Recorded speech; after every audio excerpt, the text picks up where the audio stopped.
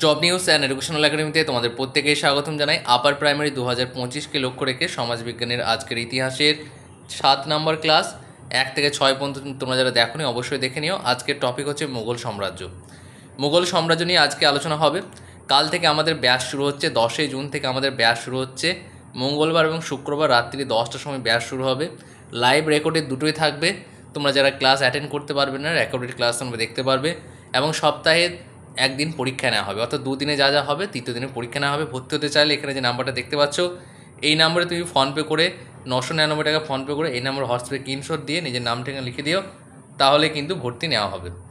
বেশ, দেখো এখানে তুমি যে বইটা দেখতে পাচ্ছ আপার প্রাইমারি হিস্টোরি বুক, এই বই থেকে আমরা আজকে পড়াবো এবং বিগত যে পড়াগুলো করিয়েছি এই বই থেকেই করিয়েছি হিস্টোরি বইটা।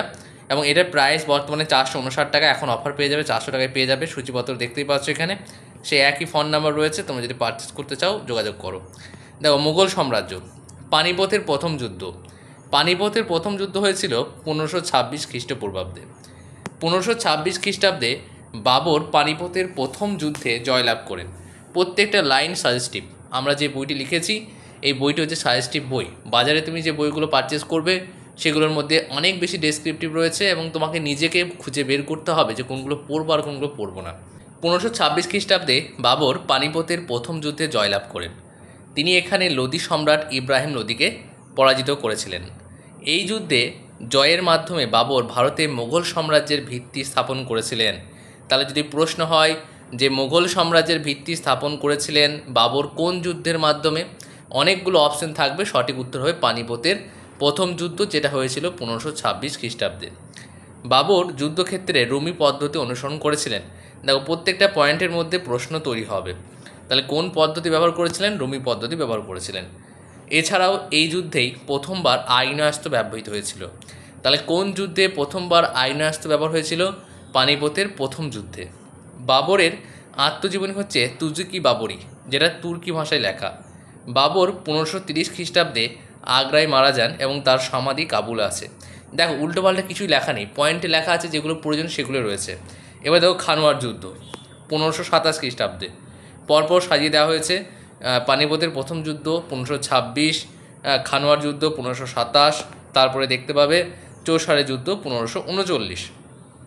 দেখো, খানোয়ার যুদ্ধটা, এই যুদ্ধ হয় বাবরের সঙ্গে রানা শঙ্কর সিংহের মধ্যে। এই যুদ্ধে বাবর আবারও জয়লাভ করেন। তাহলে খানোয়ার যুদ্ধে কিন্তু বাবর কিন্তু আবারও জয়লাভ করেছিল। কাকে পরাজিত করে? রানা শঙ্করকে।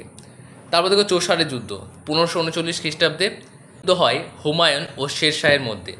উভয় পক্ষ আক্রমণ করতে দেরি করলে হঠাৎ বৃষ্টি শুরু হয়। বৃষ্টির কারণে মোগল শিবির বন্যায় ভেসে যায় এবং হুমায়ুন পরাজিত হয়। তাহলে এটা বৃষ্টির জন্য কিন্তু পরাজিত হয়েছিল, কারণ তারা উভয় পক্ষ আক্রমণ করতে দেরি করছিল, হঠাৎ করে বৃষ্টি শুরু হয়। বৃষ্টির কারণে মুঘল শিবির বন্যায় তখন ভেসে যায় এবং হুমায়ুন পরাজিত হয়ে যায়। হুমায়ুন ও তার ভাই কামরান শের শাহের বিরুদ্ধে যুদ্ধ করতে চেয়েছিল, কিন্তু ভাইদের মধ্যে মতবিরোধের কারণে হুমায়ুন একাই লড়াই করতে বাধ্য হন। এই যুদ্ধে হুমায়ুন পরাজিত হন এবং পালিয়ে যান। শের শাহ দিল্লি ও আগ্রার অধিপতি হন। বিষয়গুলো কত সুন্দরভাবে সাজিয়ে দিচ্ছে তোমরা বুঝতেই পারছো। এইগুলোই হচ্ছে বইয়ের তোমরা যদি কেউ বইয়ের ডেমো পেজ দেখতে চাও, এইগুলোই বইয়ের ডেমো পেজ, এগুলো থেকেই করানো হচ্ছে। তারপর দেখো, শের শাহ সুরুজের গুরুত্বপূর্ণ তথ্য। শের শাহর আসল নাম ছিল ফরিদ খাঁ। তিনি দিল্লিতে দ্বিতীয় রাজধানী দিনপানা স্থাপন করেন। তিনি নির্মাণ করেন বিখ্যাত গ্র্যান্ড ট্যাঙ্ক রোড, যেটাকে জিটি রোড বলা হয়। শের শাহ কৃষকদের জন্য জমির পাট্টা ও কোয়াবুলিয়াত ব্যবস্থা চালু করেছিলেন। তিনি নতুন মুদ্রা প্রবর্তন করেছিলেন, যা 1835 পর্যন্ত প্রচলিত ছিল। তাহলে এটা প্রশ্ন হতে পারে, অনেকগুলো প্রশ্ন হবে এখানে, যে জিটি রোড কে তৈরি করেছিলেন? অপশন দিয়ে দেবে, সেটা হচ্ছে শের শাহ। পাট্টা ও কোয়াবুলিয়াত এই যে ব্যবস্থা সেটা কে চালু করেছিল? শের শাহ চালু করেছিল। তিনি যে মুদ্রাটা প্রবর্তন করেছিলেন সেই মুদ্রাটা কত সাল পর্যন্ত চলেছিল? 1835 সাল পর্যন্ত। শের শাহের সমাধি কোথায় আছে? সাসারামে রয়েছে। এবারে দেখো, হুমায়ুন সম্পর্কিত গুরুত্বপূর্ণ কিছু তথ্য দেওয়া রয়েছে। হুমায়ুনের সমাধি তাজমহলের প্রোটোটাইপ হিসেবে বিবেচিত। 1556 সালে তিনি দুর্ঘটনাজনিতভাবে শের মণ্ডলের সিঁড়ি থেকে পড়ে মারা যান। তাহলে সিঁড়ি থেকে পড়ে মারা গিয়েছিল কোন সম্রাট? হুমায়ুন। তার বোন গুলবদন বেগম হুমায়ুননামা নামক বই রচনা করেছেন।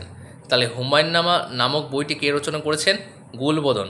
এবং আরও যদি ডিপে প্রশ্ন করে এমনটা প্রশ্ন করতে পারে যে গুলবদন কে ছিল হুমায়ুনের, সেটা কিন্তু অপশান দিয়ে দেবে।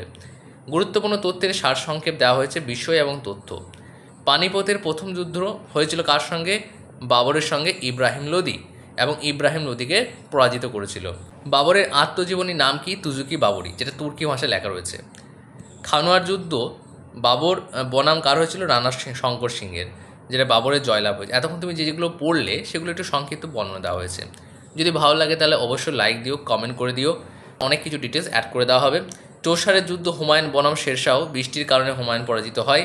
তারপরে দেখো কোন যে যুদ্ধ, সেটা হচ্ছে হুমায়ুন একাই লড়ে পরাজিত হয় শেরশাহ দিল্লি ও আগ্রার অধিপতি স্থাপন করে। শেরশাহের অবদান হচ্ছে গ্র্যান্ড ট্যাঙ্ক রোড নির্মাণ, নতুন মুদ্রা প্রবর্তন, দিনপানা রাজধানী, এছাড়া পাট্টা কাবুলিয়াত, এগুলো। হুমায়ুনের মৃত্যু হচ্ছে 1556 সালে শেরমন্ডলের সিঁড়ি থেকে পড়ে মৃত্যু হয়। তারপরে দেখো এবার প্রশ্ন উত্তর যেটা রয়েছে, পানিপথের প্রথম যুদ্ধে বাবর কোন সম্রাটকে পরাজিত করেন? সেটা হচ্ছে ইব্রাহিম লোদি। বাবরের আত্মজীবনী তুজুকি বাবরি কোন ভাষায় লেখা রয়েছে? তুর্কি ভাষায়। শেরশাহ কোন বিখ্যাত রাস্তা নির্মাণ করেছিলেন? সেটা হচ্ছে গ্র্যান্ড ট্যাঙ্ক রোড। হুমায়ুন কোথায় মারা যান? সেটা হচ্ছে শেরমন্ডলের সিঁড়ি থেকে পড়ে গিয়ে। এবার দেখো মুঘল সাম্রাজ্যের গুরুত্বপূর্ণ যুদ্ধ ও শাসনকাল, পানিপথের দ্বিতীয় যুদ্ধ, এই বিষয়গুলো নিয়ে আমরা নেক্সট দিন আলোচনা করব। তাই আমাদের সঙ্গে যুক্ত থাকার জন্য চ্যানেলটাকে সাবস্ক্রাইব করে পাশের বেল আইকন প্রেস করে অল নোটিফিকেশন অন রাখো। যখনই ভিডিও করব নোটিফিকেশন তোমরা পেয়ে যাবে।